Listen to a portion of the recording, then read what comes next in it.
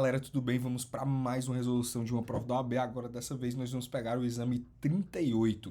Vamos chegar nessa seguinte. Como das outras vezes, nós vamos direto nos últimos parágrafos para a gente olhar direto qual é a peça dessa e em seguida identificar o quê? A peça, o endereçamento e a data de interposição. Vamos lá. Primeira coisa. As cartas de execução da sentença. Opa, execução? Se nós estamos diante de qualquer decisão de execução, nós estamos diante de que peça, de que peça, de que peça, qualquer decisão do juiz de execução, qualquer uma. Nós temos o quê? Agravo em execução, tá certo? As cartas de execução de sentença foram tomadas pelo Juízo de Execução Federal Criminal Alfa, vinculada ao Tribunal Regional Federal da 10ª Região. Galera, aqui não se desesperem, porque é o que é o óbvio, tá bom? Se ele está dizendo qual é a vara que foi tombado e em seguida ele está dizendo que tem uma vara vinculada ao TRF-10 da 10ª região, ele já está dizendo qual é a vara que a gente vai enviar a petição de interposição e já está dizendo qual é a vara que nós vamos enviar as razões, né? As razões referentes ao agravo em execução. Vinculado ao TRF da 10ª região, em datas próximas, o juízo, à luz das 3 cartas de execução definitivas, proferiu decisão somada das penas do artigo 69, fixando em 6 anos de reclusão em regime fechado, blá, blá, blá, blá, blá, blá, blá, blá. Aqui a gente já sabe qual é a interposição. Vamos ver se está tudo ok com relação ao nosso colocado aqui, ó. Juízo Federal da Vara Criminal Alfa, de fato está correto. E também a questão de ser o agravo em execução, no artigo 197 da LEP, né? E outra coisa, galera, que é muito importante, o prazo de 5 dias com fulcro na súmula 700 do STF, súmula 700 do STF, que ela diz que é de 5 dias o prazo para interposição de agravo contra a decisão do juiz de execução. E nós temos aqui também a questão do último dia do prazo, né? Sexta-feira. Se é de 5 dias, vamos fazer as nossas continhas aqui. E esse daqui ele teve um probleminha e eu vou falar para vocês por que foi esse probleminha. Vamos lá. Estamos aqui dia 25 de 8 de 2023, dia 25 de 8 de 2023, numa sexta-feira. Galera, se é sexta-feira, vamos colocar logo os diazinhos aqui, 25, 26, 27, 28, 29, 30. Galera, o mês de setembro não, de agosto, ele tem 30 ou 31 dias. A gente pega a mãozinha e vai lá no ossinho da mão, né? E lembra que esse ossinho tem que ficar juntinho, galera. Eles pegaram justamente na dobrinha do osso. Janeiro, 30, fevereiro, janeiro 31, fevereiro 30. Janeiro, fevereiro, março 31, janeiro, fevereiro, março, abril, maio, junho, julho 31, agosto também 31. Os dois aqui possuem 31 dias. Julho e agosto 31 dias. Então nós estamos em agosto. Se nós estamos em agosto, eles possuem quantos dias? 31, tá certo? 31. 31, setembro, primeiro, aqui dia 1º de setembro, tá bom? E aí vamos ver aqui quanto é que ficou. Segunda, sexta-feira não começa o prazo, ele começa no dia útil subsequente. Aqui nós temos sábado, domingo não vai começar, aqui não vai começar, nem aqui vai começar. Então ele vai começar quando? Na segunda-feira. Segunda-feira, dia 28. Segunda, terça, quarta, quinta e sexta, né? Primeiro dia 28, segundo dia 29, terceiro dia 30, quarto dia 31, quinto dia no dia 1º de setembro de 2023. Então, gente, quando a gente vai conferir lá no nosso gabaritinho, nós temos o quê? 1º de setembro de 2023, tá certo? Então, está correto esse prazo. Cuidado com relação a essa questão dos meses que possuem 30 ou 31 dias. Beleza, galera? Cuidas. Seguinte, vamos para a questão do mérito da nossa peça, né? Aqui a gente já viu que o endereçamento das razões é para o Tribunal Regional Federal da 10ª Região, aí a gente coloca aquela questão ao egrégio Tribunal Regional Federal da 10ª Região. Embaixo colocamos lá agravante e agravado, processo número.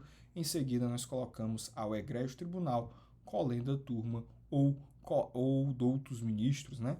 Enfim, aqui ele não especificou, ele só colocou a questão do egrégio, então não pontuou. Na parte de cima, né, ele colocou o quê?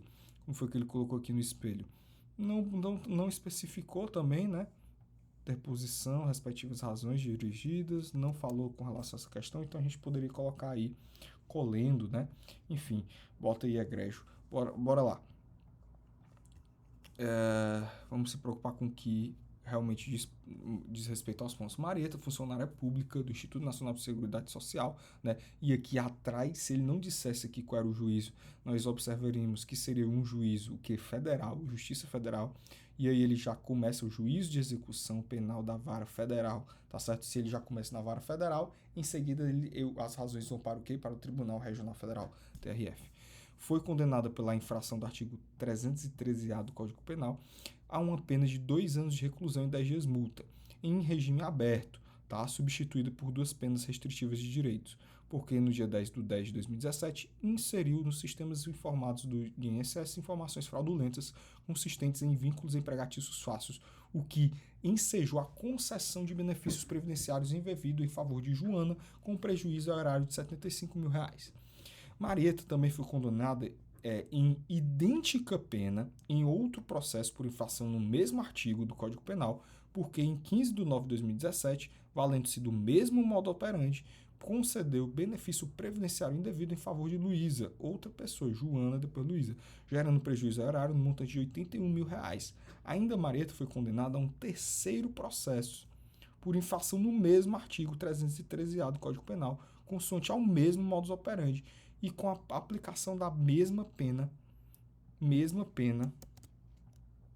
de 2 anos de reclusão e 10 dias de multa. Inseriu dados falsos no sistema informatizando e assim conceder benefício fraudulento a favor de Anastácia, com prejuízo de R$121 mil, fato ocorrido em 3 de 11 de 2017. Galera, nós estamos vendo várias condutas criminosas semelhantes que estão sendo feitas aí, né, em continuidade delitiva, né? Então nós temos aí a tese da continuidade delitiva. Isso aí é uma tese escrachada de crime continuado, tá certo? Com a mesma pena que ela foi condenada, inclusive. As referidas condenações transitaram em julgados nos dias 10 do 11, 21 do 11 e dia 2 do 11 de 2022, tudo no mesmo ano, com uma pequena... Tá vendo como ele transitou em julgado aqui com um pequeno intervalo, respectivamente, e todas elas substituíram as penas privativas de liberdade por 2 restritivas de direito. Marieta não possui outros processos em suas folhas de antecedentes criminais. Então, gente, vamos ver aqui, ó. Seguinte, ele traz aqui no gabarito, ó, o quê? Unificação das penas por continuidade delitiva. Tá vendo como ele se trata da continuidade delitiva aqui, ó, de forma no artigo 71 caput do CP ou no 111 da LEP, devendo ser aplicada a lógica da exasperação. Quando nós temos diante de continuidade delitiva, ele tem aquele aumento lá de 1/6 a 1/2, quando é com relação à questão do concurso formal, e também a questão do aumento de 1/6 a 2/3, né? A depender aí se é concurso formal próprio ou se é crime continuado. E aí, galera, as cartas de exasperação da sentença foram tombadas perante o juízo. À luz das 3 cartas de execução definitiva, proferiu decisões somadas das penas com o artigo 69 do Código Penal. Isso aí a gente tem que rebater, né? Porque não foi um concurso formal. Fixando a pena em 6 anos de reclusão em regime fechado. Não pode ser regime fechado porque a gente já tinha falado sobre essa questão da restritiva de direito, ele já tinha decidido. Considerando que houve reincidência de Maria, não houve reincidência, galera. Aqui, ó, só computa a reincidência quando o processo não está em curso.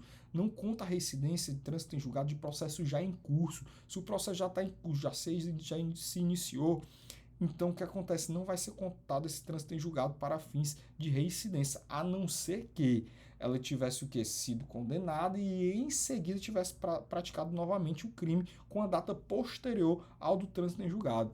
E aí nós temos que, quando da realização do segundo e terceiro fato, após já ter se realizado o primeiro, ato delitoso, ou seja, ela tem que ser considerado que é não reincidente, tá certo? Quanto à pena de multa, promoveu a readequação, e aí a gente já vai lembrar ali do artigo 33 e do artigo 44, tá? Tendo em vista a prática de delitos da mesma espécie, nas mesmas circunstâncias de tempo, lugar, maneira e execução. Tá vendo aqui a questão da continuidade delitiva? Repercussão. Isso aqui, galera, já foi uma caralhada de ponto. repercussão da quantidade delitiva da pena de multa ou promoção da soma das penas de multa aplicadas, consoante o entendimento de jurisprudência ou artigo 72 do CP, tá? Isso daqui, gente, é com relação à questão da pena de multa, a gente tem aí que tá acumulando elas, como versa ali o artigo 72 do CP, artigo 72, artigo 72. No concurso de crime, as penas de multa são aplicadas distinta integralmente, tá certo? E aí nós temos que colocar que é de forma distinta, ou seja, deveria ser acumulado os 30 dias multa aí, né? Manutenção da substituição da pena privativa de liberdade por restritiva de direitos, então ele tem que manter essa questão da substituição, pois as penas alternativas são compatíveis entre si, podendo ser executadas de forma simultânea ou sucessivas, por estas fora das hipóteses da conversão, ou seja, está fora das hipóteses dessa conversão da restritiva de direitos em privativa de liberdade. Não tem por que ele estabelecer o regime fechado aqui, tá certo? Deveria ser o regime semiaberto ou aberto. Pois, quanto à pena de multa, promoveu a readequação constante de proporcionalidade à nova pena privativa de liberdade fixada, estabelecendo 90 dias de multa. Não faz o menor sentido. Se é 10 dias de multa, por que ele botou 90? Determinou a conversão das penas restritivas de direitos em privativa de liberdade, não pode. E a expedição de mandado de prisão para o início do cumprimento das penas. Isso aqui, quando a gente vê essa questão do mandado de prisão, a gente já pensa o quê? Se eles pedirem um mandado de prisão, nós vamos pedir um contramandado de prisão com expedição de um salvo-conduto, para que ela não seja presa, tá? A intimação da decisão ocorreu no dia tal, o mandado de prisão foi expedido na mesma data, pertencente ao cumprimento, tá certo? E aí, afastamento da residência, conflito no artigo 63, lá do Código Penal, justamente porque não vai configurar aí a residência. Verifique se a residência quando a gente comete novo crime depois de transitar em julgado a sentença, que no país ou no estrangeiro tem condenado o crime anterior, então não configura, uma vez que houve trânsito em julgado de condenação antes da prática do novo delito, conforme do artigo 63 do CP. Portanto, deve haver manutenção do regime inicial aberto ou semiaberto, conforme no artigo 33, parágrafo 2º, a linha C ou B. Vamos lá no artigo 33 do Código Penal. Tá vendo, galera, que aqui ele não exigiu nenhum artigo que fosse o quê?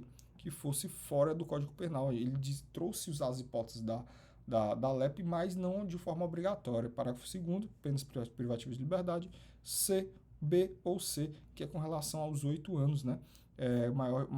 Acima de 4, menor do que 8, ele pode estar cumprido aí, se ele não for reincidente, no que? No regime semiaberto ou no regime aberto. Beleza? Então, nós temos aí que... E aí nós temos como pedido conhecimento e o provimento do recurso de agravo em execução para, a fim de reformar a sentença do juízo da Vara Federal Criminal, né? Imediata expedição do contramandado de prisão ou recolhimento ou revogação do mandado de prisão, tá certo? Então nós temos essa expedição do contramandado de prisão com um salvo-conduto aí, não tem uma fundamentação específica esse artigo, e aí a gente bota lá advogado local, data, aquela data que a gente colocou, dia 1º de setembro de 2023, advogado AB, e por hoje foi só, galera. Um forte abraço e até a próxima.